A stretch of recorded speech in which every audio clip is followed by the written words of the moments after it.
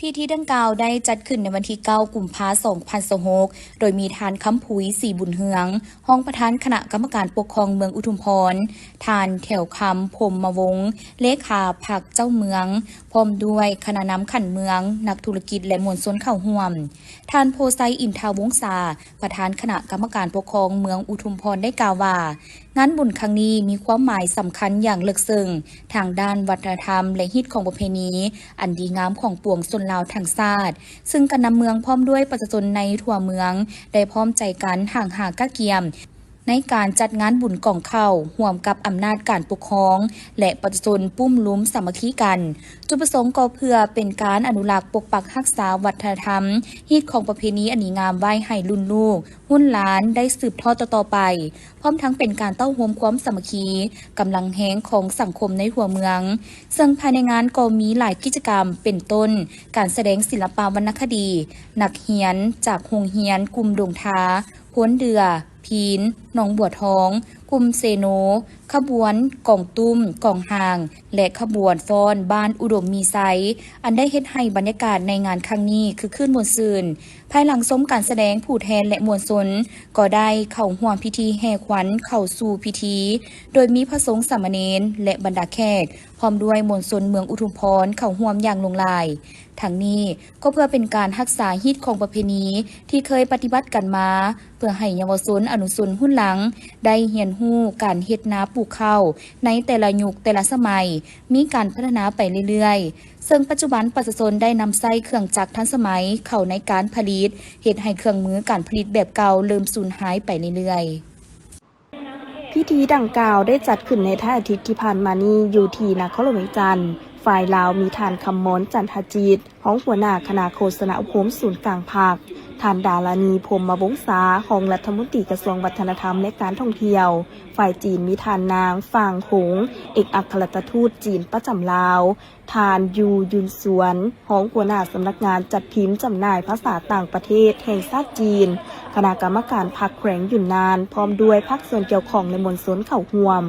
การแสดงครั้งนี้มีทั้งการฟ้อนห้องเพลงเต้นรำและการแสดงการเล่นดนตรีรวมทั้งหมด9รายการมีชื่อเอิ้นว่าฤดูใบไม้โป่งที่สดใสบทเพลงแห่งความเป็นสิริมงคลฉลองบุญปีใหม่จีนและโชคดีปีใหม่เสียงนกขานต้อนรับแสงตะเวนใหม่ฟ้อนนางแก้วเสียงเพลงม่วนซื่นของเส้นทางมิตรภาพทรายมาเพลงหักของเผ่าอีซูสบายดีหลวงพระบางเลี่ยงจู้ทัศนคติที่ดีและความหักเปรียบดังสายน้ำในโอกาสนี้ทานคำม้อนจันทจิตได้กล่าวว่า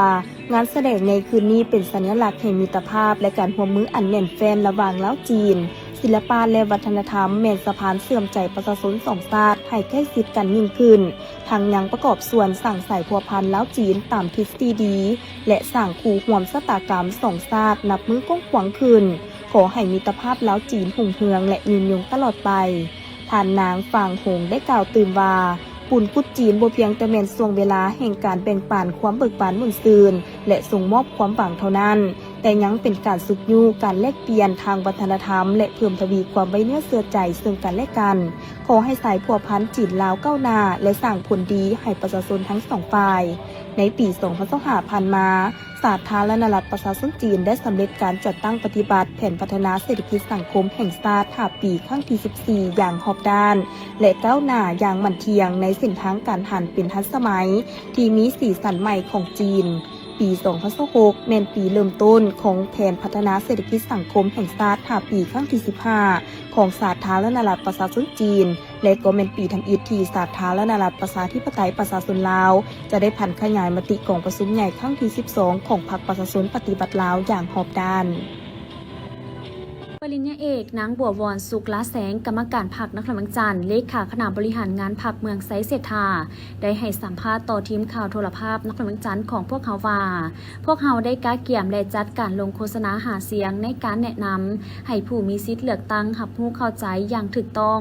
ต่อผู้สมัครรับเลือกตั้งแต่ละท่านเพื่อเป็นบอนอิงในการขนครัวสมเทียบใส่มาตรฐานเพื่อตัดสินใจเลือกเอาผู้ที่ตนเห็นว่ามีมาตรฐานกว่าโมในการเป็นตัวแทนของตน ปฏิบัติสิทธิอำนาจของประชาชนอยู่สภาแห่งชาติสภาประชาชนนครหลวงจันทร์ทั้งนี้ก็เพื่อเนสไซเห็นให้การปล้นบัตรเลือกตั้งครั้งนี้มีประสิทธิภาพประสิทธิผลและเข้มงวดตามกฎหมายเจ้าก่อนอื่นก็ขอสบายดีเนาะบรรดาทานผู้ชมทั้งหลายเนาะที่ได้ให้มื้อนี้ก็ได้มารับชมเนาะในการที่จะมาติดตามเรื่องการลงหาเสียงสำหรับสมาชิกสภาแห่งชาติสมัยที่10เนาะประจำเขตเลือกตั้งที่1เมืองนครหลวงเวียงจันทร์ของพวกเฮาเนาะเฮาเองกับประชาชนชาวเมืองไซเสถาเนาะมื้อนี้ก็ได้รับเกียรติได้ต้อนรับบรรดาทานลงสมัครที่จะลงสมัครเป็นสมาชิกสภาแห่งชาติสุดที่10สมัยที่10สุดที่10เนาะประจำเขตเลือกตั้งที่1อยู่นครหลวงเวียงจันทร์พวกเฮาระยะผ่านมาเนาะซึ่งข้าพเจ้าเองในนามที่เป็นเลขาคณะภาคเมืองไซเสถาก็ได้มีการห่างหากะเกี่ยมมาก็ถือว่ากับบ่โดนปันไดเนาะแต่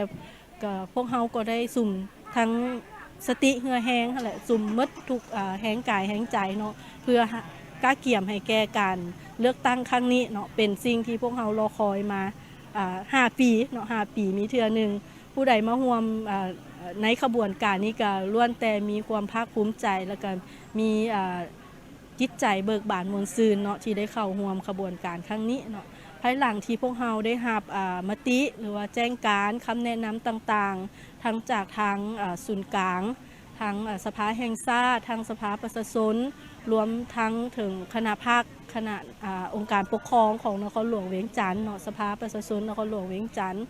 ทั้งขันเมืองพวกเราก็ได้มีการแต่งตั้งคณะรับผิดชอบบ่ว่ารอบด้านเนาะบ่ว่าจะเป็นการโฆษณาหาเสียงการอนามัยประดับประดาการคัดเลือกบุคลากรอย่างต่างๆเนาะเพื่อที่จะเข้าร่วมในขบวนการดังกล่าวนั้นมาฮอดมื้อนี้ก็ถือว่าเป็นบัตรก้าวหนึ่งที่สำคัญของทางเมืองไซเสถาพวกเฮาเนาะก็ได้รับเกียรติเนาะที่ได้รับต้อนคณะลงหาเสียงของจากสมาชิกสภาแห่งชาติทั้ง25ทานเนาะได้แบ่งเป็น5จุได้แบ่งไปแต่ละกลุ่มเนาะมื้อนี้ก็ถือว่าเป็นสำเร็จมีความสำเร็จเป็นอย่างดีเนาะข้าพเจ้าเองก็ต่างหน้าทั้งองค์คณะภาคเมืองไซเสถาก็คือองค์การปกครองเมืองไซเสถาและสภาประชาชนเนาะของประจำเมืองไซเสถาพวกเราก็พร้อมแล้วเนาะถือว่าพร้อม 400% เนาะที่จะรับใช้แล้วก็จะตั้งปฏิบัติเข้าในเวียกงานการเลือกตั้งทางสภาแห่งชาติและสภาประชาชนพวกเราขออวยพรให้การเลือกตั้งเนาะบ้านเลือกตั้งสภาประชาชนแห่งชาติและสมาชิกสภาประชาชนนครหลวงเวียงจันทร์ในครั้งนี้จงประสบผลสำเร็จอย่างจบงามก็ถือโอกาสนี้เนาะในวันที่22เดือน2เนาะซึ่งเป็นวันเลือกตั้งใหญ่เป็นบ้านเลือกตั้งใหญ่ทั่วประเทศของพวกเราเนาะข้าพเจ้าขอเชิญชวนพ่อแม่ประชาชนชาวลาวพี่น้องทั้งหมดเนาะทั้งอยู่ภายในและต่างประเทศเนาะช่วยมาออกสิทธิ์ออกเสียงของตนเองเพื่อเลือกเอาคนดีคนเก่งคนกล้าเฮ็ดกล้าทำเนาะเพื่อจะมาเป็นกระบอกเสียงให้แก่พ่อแม่ประชาชนพวกเฮาชาวลาวประชาชนชาวลาวบรรดาเผ่าพวกเฮาทั้งหมดเนาะเฮ็ดแนวใดเพื่อให้สภาแห่งชาติสภาประชาชนพวกเฮากลายเป็นเสียงถึงว่าจะเป็นเสียงส่วนน้อยของประชาชนพวกเฮาแต่ไปมีความโด่งดังเนาะอยู่ในสภาแห่งชาติอยู่ในสภาประชาชนพวกเฮาขอเชิญชวนบรรดาทานมาร่วมแท้ๆเนาะในวันที่22กุมภาพันธ์ที่จะมาถึงนี้ขอขอบใจพร้อมเดียวกันนี้ทานมรกตสมอุไรในบ้านหนองบอนก็ได้ให้สัมภาษณ์ว่ามาฮอดปัจจุบันบ้านหนองบอนแม่นได้กะเกียมความพร้อมหอบด้านให้แก่บ้านเลือกตั้งสมาชิกสภาแห่งชาติสุดที่10และสภาประชาชนนครหลวงจันทร์สุดที่5เจ้าตัวอื่นไม่ขอต่างหน้าหังอำนาจการปกครองบ้านข้าพเจ้าซื้อเท่ามรกตสมอุไรนี่นะในบ้านหนองบอนเนาะการกะเกียมการเลือกตั้งสมาชิกสภาสุดที่10ของเขานี้นะแล้วก็คณะ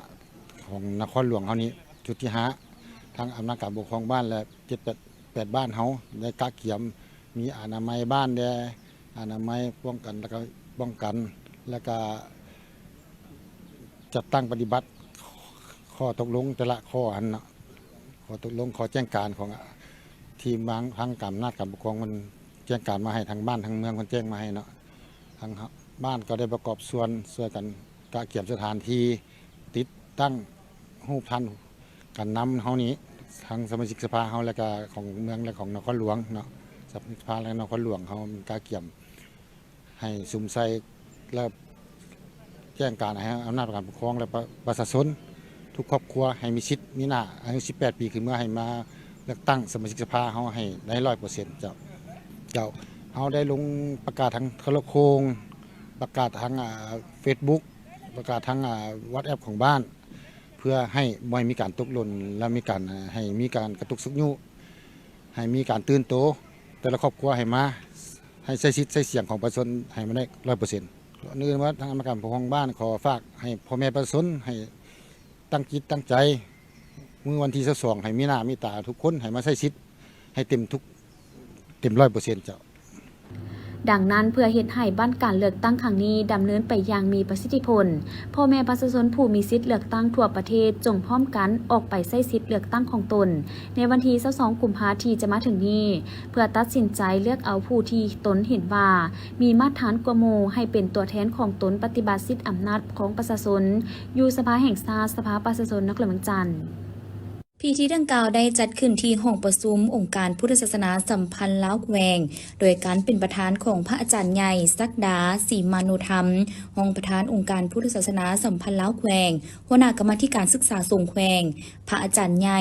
ปริญญาโทสีเมืองวงทะทองดำคณะประจำองค์การพุทธศาสนาสัมพันธ์ลาวแขวงหัวหน้าห้องการศึกษาทรงแขวงทานสิงคโปร์เหืองหลีดต่างหน้าแผนกศึกษาธิการและกีฬาแขวงมีคณะครูนำพาจากโรงเรียนม.ต้นทรงและนักเรียนที่ร่วมสอบเสียงเข้าร่วม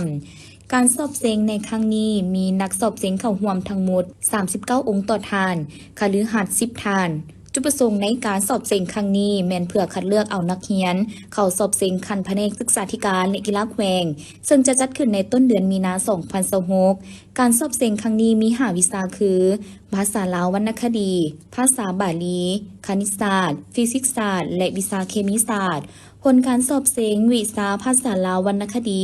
ที่1สามเณรแก้วสิทธิ์เวิร์นโสมหมอต้นสงเมืองมุลประโมกที่2สามเณรจินดาวงศ์ศรีลาวงศ์หมอต้นสงเมืองโพนทองที่3สามเณรพรไซบุญวิไลหมอต้นสงเมืองจำปาซักที่4สามเณรวันธนาอุปสาหมอต้นสงเมืองบาดเจียงเจริญสุขวิชาภาษาบาลีที่1สามเณรคำไพศรีจำปาหมอต้นสงเมืองบาดเจียงเจริญสุขที่2สามเณรศรีแล่พันดีหมอต้นสงเมืองมุลประโมกที่3สามเณรเจเดชวีลาแสงหมอต้นสงเมืองพนทองวิชาคณิตศาสตร์ที่1สามเณรร้อยอุปสาหมอต้นสงเมืองบาดเจียงเจริญสุขที่2สามเณรศรีพรแสงเพชรหมอต้นสงเมืองมุลประโมกที่3สามเณรวันไซจำปาขาวหมอต้นสงเมืองสนาสมบูรณ์วิชาฟิสิกส์ศาสตร์ที่1สามเณรเหรียญทองจันทวงศ์หมอต้นสงเมืองกลางโคงที่2สามเณรแสงพหัสแก้วนินหมอต้นสงเมืองมุลประโมกที่3สามเณรอนุสรณ์มีไซหมอต้นสงเมืองจำปาซักวิชาเคมีศาสตร์ที่1สามเณรกุฎมณีลัดหมอต้นสงเมืองกลางโคงที่2สามเณรอาณาจักรวิสาดีหมอต้นสงเมืองปทุมพรที่3สามเณรหินเพชรคุณลำไพหมอต้นสงเมืองบุรประโมกกุมภาพันธ์ 2026โดยการเป็นประธานของศาสตราจารย์ปริญญาเอกนางเวียงทองศรีพันดรประธานศาลประชาชนสูงสุดมีบรรดาคณะประธานกองประชุมประธานศาลประชาชนภาคนครหลวงแขวงเขตและศาลทหารในขอบเขตทั่วประเทศพร้อมด้วยแขกถึกเชิญเข้าร่วมในพิธีได้มอบใบย่องย้อให้กรมกองดีเด่นในการปฏิบัติเวียกงานประจำปี 2026ของศาลประชาชนสูงสุด14กรมกองประกอบมีห้องการกรมจัดตั้งพนักงานกรมกวดกากรมแผนการเงินกรมหัวมือสากลกรมคุ้มครองวิชาการและสถิติศาลคณะศาลอาญาคณะศาลแพ่งคณะศาลเด็กคณะศาลแห่งงานคณะศาลครอบครัวคณะศาลการค้าสถาบันขนครัวและฝึกอบรมคณะศาลปกครองมอบใบย่องย้อให้ศาลประชาชนท้องถิ่น60กรมกองศาลทหาร4กรมกองมอบใบสมเสยกรมกองของศาลประชาชนท้องถิ่น8กรมกองและมอบใบย่องย้อสมเสยให้บุคคลดีเด่นอีกจำนวนหนึ่งโอ อกาสนี้ศาสตราจารย์ปริญญาเอกนางเวียงทองศรีพันดอนได้มีคำเห็นโอ้ล้มต่อกล่องประชุมก่อนอื่นท่านได้ย่องยอสมเสยต่อการปฏิบัติเวียกงานในระยะผ่านมาซึ่งมีบางด้านที่ต้องได้เอาใจใส่เติมก็คือยกสูงบทบาทการนำพาของภาคยุสานประชาชนแต่ละคันเพื่อเฮ็ดให้การบริหารศาลบริหารคดียุสานประชาชนมีคุณภาพและประสิทธิภาพสูงองค์คณะภาคคณะศาลประชาชนสูงสุดและศาลประชาชนท้องถิ่นต้องเพิ่มทวีการนำพาซี่นำหอบด้านเพื่อให้การเคลื่อนไหวเวียกงานของศาลประชาชนมีบาทกาวบุกทะลุใหม่ที่มีคุณภาพสูงเป็นที่เชื่อถือของสังคมกำหนดแจ้งภาระบทบาทสิทธิและหน้าที่ของศาลประชาชนแต่ละคันอย่างเหมาะสมและแท้เหมาะกับสภาพความเป็นจริงเพื่อรับประกันให้การบริการหับไส้ประชาชนอย่างทั่วถึง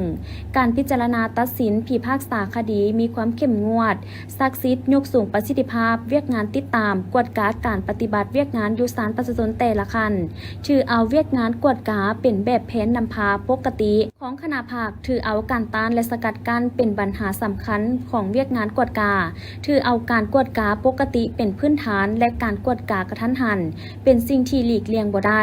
เพื่อความสำเร็จในภารกิจปกปักรักษาและสร้างสรรค์พัฒนาประเทศชาติเพื่อนำเอาความยุติธรรมมาให้ประชาชนบรรดาเผ่าเพื่ออนาคตอันสว่างไสวของการสร้างรัฐที่ปกครองด้วยกฎหมายศาลประชาชนพวกเขาจงเป็นเครื่องมือเผด็จการที่เด็ดขาดและศักดิ์สิทธิ์ของภาคเด็ดเดียวเฮ็ดสำเร็จหน้าที่การเมืองอันมีเกียรติสง่าที่ภาครัฐและประชาชนมอบหมายให้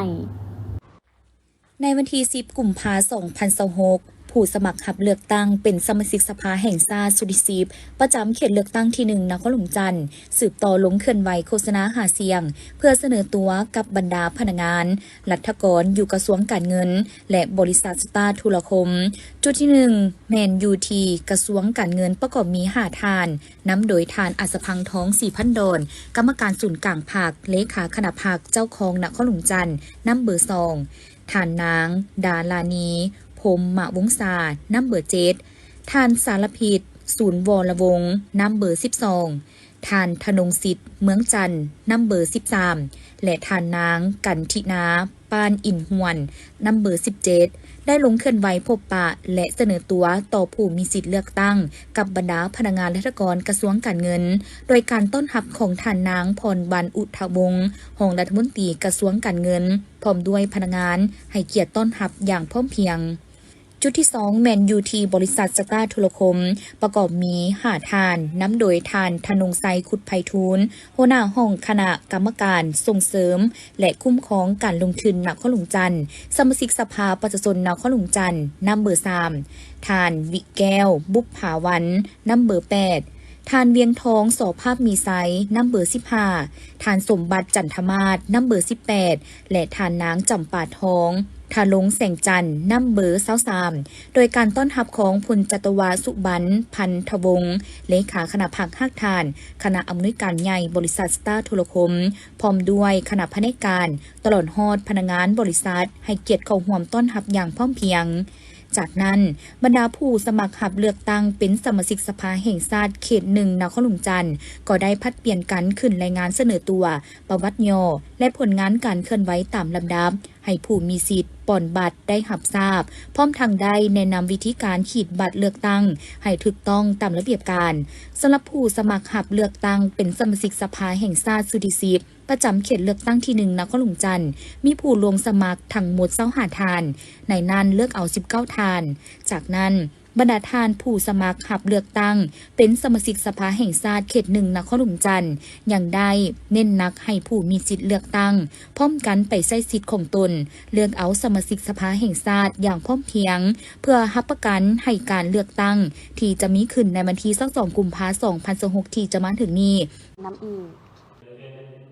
บรรดาผู้สมัครรับเลือกตั้งเป็นสมาชิกสภาแห่งชาติสุริซีบประจำเขตเลือกตั้งที่ 1 นครหลวงจันทร์หน่วยที่ 1จำนวน5ทานได้ลงเคลื่อนไหวเสนอตัว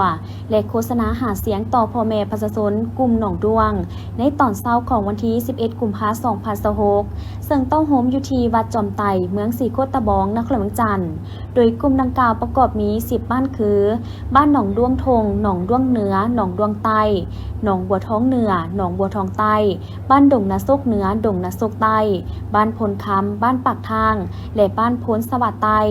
ซึ่งมีทั้งหมด16หน่วยเลือกตั้งมีผู้มีสิทธิ์เลือกตั้ง 15,357 คนการลงโฆษณาหาเสียงครั้งนี้ผู้สมัครหับเลือกตั้งเป็นสมาชิกสภาแห่งชาติสุทธิ10ประจำเขตเลือกตั้งที่1นครหลวงจันทร์หน่วยที่1นำพาโดยทานอาสพังทอง4,000 ดอนน้ำเบอร์2กรรมการส่วนกลางภาคเลขาคณะภาคนครหลวงจันทร์เจ้าของนครหลวงจันทร์ทานนางดารานีพรหมวงศาน้ำเบอร์7กรรมการประจำคณะภาคกระทรวงของรัฐมนตรีกระทรวงวัฒนธรรมและการท่องเที่ยว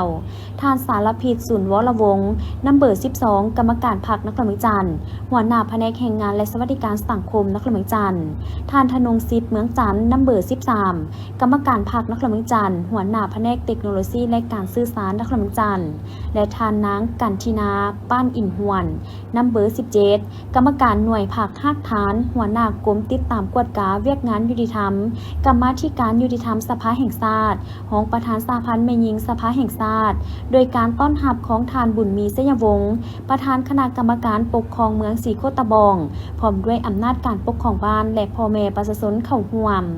โอกาสนี้บรรดาผู้สมัครได้ผัดเปลี่ยนการเสนอประวัติการเคลื่อนไหวและวิสัยทัศน์การพัฒนาโดยเน้นใส่การเป็นตัวแทนแห่งสิทธิและผลประโยชน์ของประชาชนอย่างแท้จริงพร้อมกันนั้นยังได้เรียกร้องให้พ่อแม่ประชาชนผู้มีสิทธิเลือกตั้งไปใช้สิทธิ์ป้อนบัตรในวันที่22 กุมภาพันธ์ 2026 นี้อย่างพร้อมเพรียงกันเลือกเอาตัวแทนผู้ที่มีคุณสมบัติความรู้ความสามารถเพื่อเข้าไปเฮ็ดหน้าที่ในสภาแห่งชาติเพื่อให้การเลือกตั้งครั้งนี้มีความโปร่งใสและเป็นพื้นฐานให้แก่การพัฒนาประเทศชาติให้ยืนยงโอกาสดังกล่าวทานไพฑูรย์ยอดอุดมในบ้านดงนาซกใต้ก็ได้ให้สัมภาษณ์ถึงความพร้อมของบ้านในการกะเกียมให้แก่การเลือกตั้งครั้งนี้ว่าขอรายงานสภาพโดยย่อบ้านดงนาซกใต้มีทั้งหมด629ครอบครัวมี802หลังคาเรือนมีพลเมือง 3,433 คนเป็นหญิง 1,749 คนและผู้มีสิทธิ์มาเลือกตั้งภายในบ้านทั้งหมดมี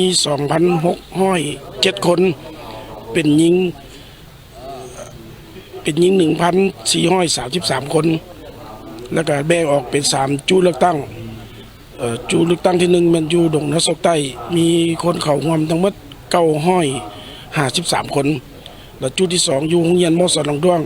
มีผู้มีสิทธิ์ไปเลือกตั้งอยู่952 คนและจุดที่3อยู่โรงเรียนประถมดงนาโซกมีผู้เข้าร่วมเลือกตั้ง690 กว่าคนฉะนั้นบ้านดงนาโซกใต้ได้เตรียมพร้อมสถานที่บุคลากรคณะกรรมการและก็เอกสารต่างๆทั้งเมืองคนจัดส่งให้เป็นที่เรียบร้อยแล้วเนาะรอถ่าแต่ฮอดวันที่22กุมภาที่ว่าพวกเขาเป็นมือเปิดก็ประชุมปอนบัตรเลือกตั้งเป็นพวกเขาเตรียมพร้อม 100%เรียกร้องให้ประชาชนไปสิทธิ์ของตัวเอง ฉะนั้นข้าพเจ้าจึงขอเรียกร้องให้ประชาชนภายในทั่วประเทศเว้ารวมเนาะเว้าเฉพาะก็คืออยู่ในนครหลวงจันทร์เมืองศรีโคตบองบ้านดงนาซกใต้ของพวกเขานี่ออกมาใช้สิทธิ์ใช้เสียงของตัวเอง เพื่ออันนี้มันเป็นเวียกงานการเมืองของพวกเขาเด้เนาะจ้าท่านผู้ชมและข่าวต่อไปนี้จะพาท่านผู้ชมมาเบิ่งประชาชนยังมีความหวังอยากให้ผู้แทนช่วยแก้ไขปัญหาเส้นทางและเศรษฐกิจชีวิตการเป็นอยู่ถ้าหากได้รับการเลือกตั้งเป็นสมาชิกสภาแห่งชาติในสุดใหม่นี้ในโอกาสที่ผู้สมัครรับเลือกตั้งเป็นสมาชิกสภาแห่งชาติสุทธิ10เขต1นครหลวงจันทร์ได้ลงโฆษณาหาเสียงอยู่เมืองศรีโคตบองก็ได้มีประชาชนที่เข้าร่วมรับฟัง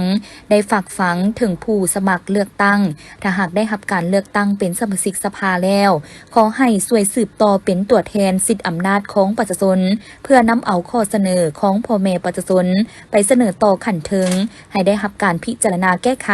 ให้นับมือนับดีขึ้นโดยเฉพาะเกี่ยวกับการพัฒนาเศรษฐกิจสังคมการสุขอยู่ชีวิตการเป็นอยู่ของประชาชนการพัฒนาพื้นฐานโครงสร้างการปรับปรุงซ่อมแปลงถนนหนทางแก้ไขปัญหาขี้เหงื่อที่ยังเป็นหางเสียงสังคมการสร้างความเป็นระเบียบเรียบร้อยและความสะอาดจบงามในสังคม ตาพรศิลป์ประชาชนบ้านผลคำเมืองศรีโคตะบองที่ได้เข้าร่วมรับฟังการโฆษณาหาเสียงก็ได้แสดงคำคิดคำเห็นโดยตั้งหน้าให้ประชาชนภายในบ้านฝากถึงผู้ลงสมัครหับเลือกตั้งครั้งนี้หากได้รับการเลือกตั้งแล้วขอให้ช่วยสุขอยู่ในการแก้ไขปัญหาต่างๆภายในบ้านเพื่อให้ประชาชนมีชีวิตการเป็นอยู่ดีขึ้นและเห็นให้เศรษฐกิจสังคมมีการพัฒนาเติบใหญ่เข้มแข็ง แม่ก็เป็นสมาชิกอยู่ภายในบ้านนั้นและแม่เรามีความดีอกดีใจหลายภาคภูมิใจที่สุดที่ได้เข้ามาร่วมฟังรับรู้แล้วก็จะได้เห็นผู้แทนต่างหน้าของพ่อแม่ประชาชนที่จะได้สร้างสาพัฒนาประเทศชาติต่อไปว่าเส้นสนอและอันนึงทางบ้านของแม่ก็มีความสับสนน้อยนึงอะไรเรื่องหนทางเนาะเรื่องเส้นทางซอยและก็ทางใหญ่มันใกล้โรงเรียนทฤษฎีเด็กคนเลยแล้วก็อยากได้ทางดีแดว่าเส้นสนอครับเป็นไปได้ก็อยากให้เพิ่นสุขยูช่วยเหลือได้หันละเนาะอันสองมาก็เรื่องขี้ยุ่มขี้เหงื่อเฮาวันนามันบ่อยากสะดวกปานใดเนาะอันสามก็แม่นว่ามันก็ได้ดีมาส่วนแล้วแหละแม่ก็ดีอกดีใจหลายเนาะมาช่วงนี้ก็ถือว่าเวียกงานป้องกันชาติป้องกันความสงบเฮาก็มีความปลอดภัยดีบ้านนั้นก็เป็นระเบียบเรียบร้อยดีอยู่แม่ก็ดีอกดีใจเนาะเส้นสามอบให้ฝากให้โดยฝากให้สสสุดใหม่นี่ผู้เพิ่นจะสร้างสาพัฒนาสืบทอดต่อนี่ก็อยากให้เพิ่นบูรณะเส้นทางช่วยอย่างแล้วเนาะอันหนึ่งอันสองบักก็ความเป็นระเบียบเรียบร้อยในวันที่ 10 กุมภาพันธ์ 2026 ผู้สมัครหับเลือกตั้งเป็นสมาชิกสภาแห่งชาติสุดที่10และสมาชิกสภาประชาชนแขวงสุดที่ 5 ประจำเขตเลือกตั้งที่ 5 แขวงบ่อแก้วได้สืบต่อลงเคลื่อนไหวโฆษณาหาเสียงและเสนอตัวต่อผู้มีสิทธิ์เลือกตั้ง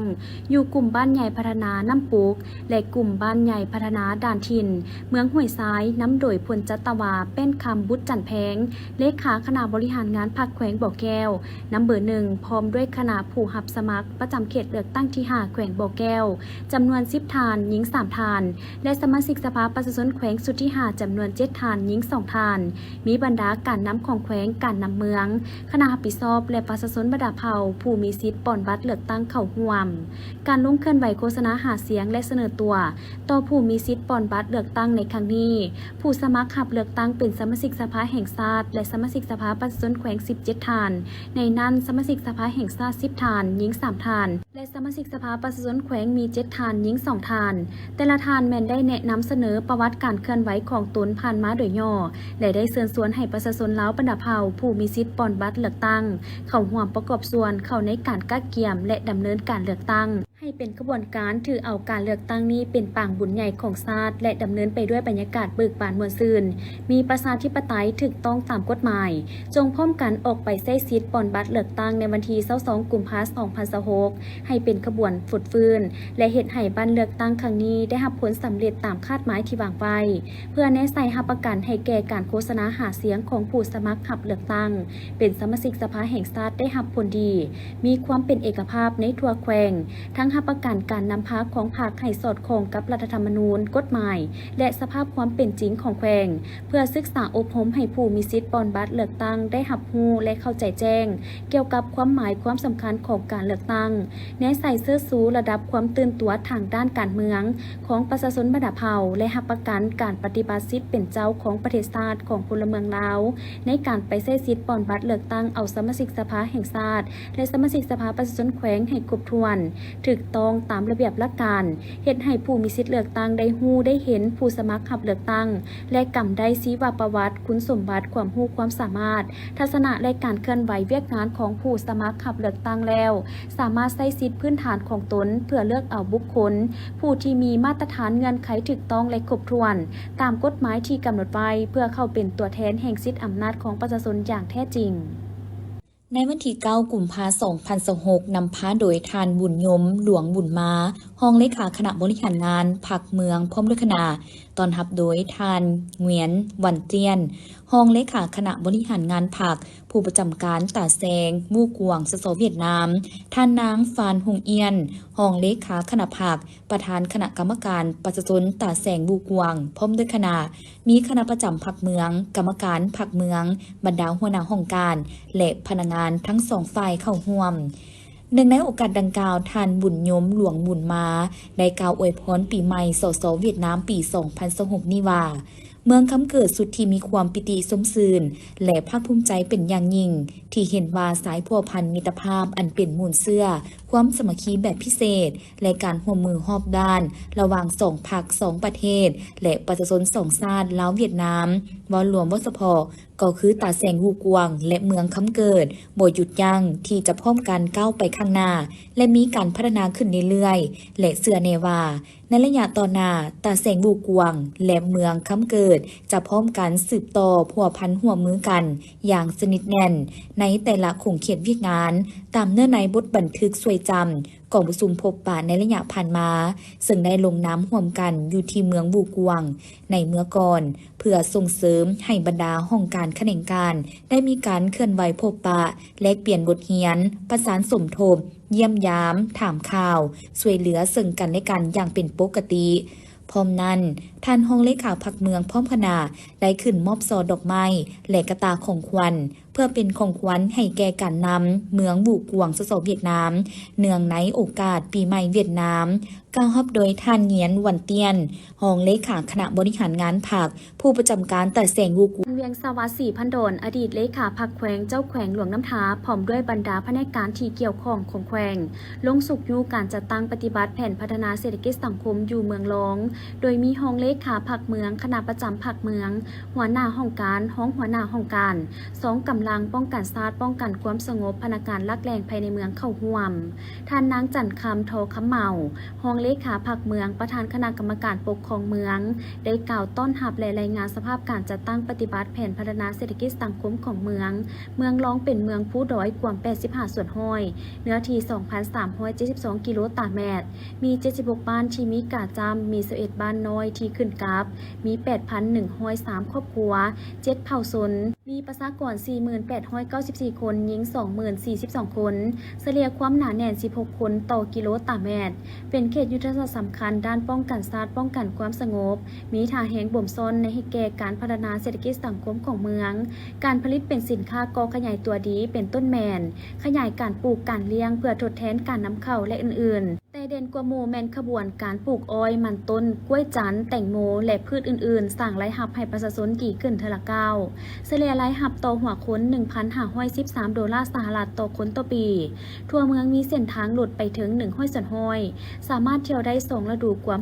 54.3 ส่วนห้อยจากนั้นต่างหน้าบรรดาพนักงานของแขวงก็ได้พัดเปลี่ยนกันประกอบความคิดความเห็นเพื่อเป็นทิศชี้นำในต่อหน้าโอกาสนี้ท่านเวียงสวัสดิ์ศรีพันดอนก็ได้โอ้ล้มก่อนอื่นท่านได้แสดงความย่องยอสมเสยต่อผลงานที่เมืองญาติได้ในระยะผ่านมาพร้อมทั้งเน้นนักบางปัญหาสำคัญเป็นต้นจงสืบต่อเอาใจใส่นำพาชี้นำถูกภาคส่วนเพิ่มทวีความเป็นเจ้าการจัดตั้งปฏิบัติแนวทางป้องกันศาสตร์ป้องกันความสงบทั่วปวงโซนหอบด้านติดพันกับการจัดตั้งปฏิบัติวาระแห่งศาสตร์ว่าด้วยการสกัดกั้นและแก้ไขปัญหายาเสพติดสร้างเมืองให้เป็นหัวหน่วยเข้มแข็งเป็นเจ้าการสกัดกั้นและแก้ไขปรากฏการณ์ย่อท่ออย่างตั้งหน้าสืบต่อพัฒนาเศรษฐกิจหันเป็นอุตสาหกรรมและทันสมัยตามที่สีเขียวและยืนยงติดพันกับการสร้างเศรษฐกิจเอกราชเป็นเจ้าตนเองเพื่อแก้ไขความทุกข์ยากของประชาชนวางแผนพัฒนาที่ดินปกปักรักษาทรัพยากรธรรมชาติคุ้มครองการนำใช้ทรัพยากรธรรมชาติแห่ธาตุให้เกิดประโยชน์สูงสุดคุ้มครองและขุดค้นลักแหล่งไร้หับสร้างฐานไร้หับให้มั่นเที่ยงยกสูงคุณภาพการบริหารรัฐตามทิศกระทัดรัดและมีประสิทธิภาพสร้างการบริการประตูเดียวเพื่อบริการหับไซประชาชนให้มีความสะดวกว่องไวและโปร่งใสสร้างตั้งตาแสงให้สอดคล้องกับสภาพการใหม่และปรับปรุงรูปแบบการจัดตั้งบ้านให้นักแน่นเข้มแข็งพัวพันหัวมือกับบรรดาประเทศใกล้เคียงตามแนวทางการต่างประเทศของภาคสามัคคีเป็นจิตหนึ่งใจเดียวพร้อมกันพัฒนาเมืองรองให้นับ พิธีจัดขึ้นในวันที่ 9 กุมภาพันธ์ 2026 โดยการเป็นประธานของทานแถวคำพรหมวงศ์ประธานป้องกันชาติป้องกันความสงบขันเมืองอุทุมพร มีภาคส่วนเกี่ยวข้องในนักเรียนเข้าร่วม พันตรีฤทธยาวรรณวงศ์รองแผนกเสนากองบัญชาการทหารเมืองอุทุมพร ได้ผ่านแผนอบรมฮัดแอบว่า การอบรมฮัดแอบเวียกงานป้องกันชาติแบ่งออกเป็น2ภาคคือ ภาคทฤษฎีการเมืองประกอบมี กฎหมายว่าด้วยป้องกันชาติ ยุทธศาสตร์ต้านการหันเปลี่ยนโดยสันติของศัตรูและกลุ่มคนบ่ดี ความรู้พื้นฐานเกี่ยวกับเหล่าหบในกองทัพประชาชนลาว เศรษฐกิจป้องกันชาติป้องกันความสงบ และภาคการทหารประกอบมีวิชาระเบียบรูปแถวบุคคล มือเป่าประจำที่ และเคลื่อนที่เสาจังหวะ ระเบียบรูปแถวบุคคล มีปืนประจำที่ และเคลื่อนที่8จังหวะ วิชาศิลปยุทธ์ประกอบมีคุณค่าสมรรถภาพ การประกอบสร้างของปืน วิธีปกปักรักษาปืนอากาศและปืนเซกาเซ พื้นฐานหลักการเล็งปืนอากาศและปืนเซกาเซ จังหวะหลักการยิงปืน การยืน การนั่ง การนอนยิงปืนอากาศและปืนเซกาเซ หลักการยิงปืน บทยิงพื้นฐาน ปืนอากาศและปืนเซกาเซ ปฏิบัติยิงลูกปืนแท้ บทยิงพื้นฐาน ปืนอากาศและปืนเซกาเซ และยุทธวิธี7จังหวะ พื้นฐานในเวลาบุคคลสู่โหบ การอบรมจะใช้เวลา5 วันจึงจะสำเร็จ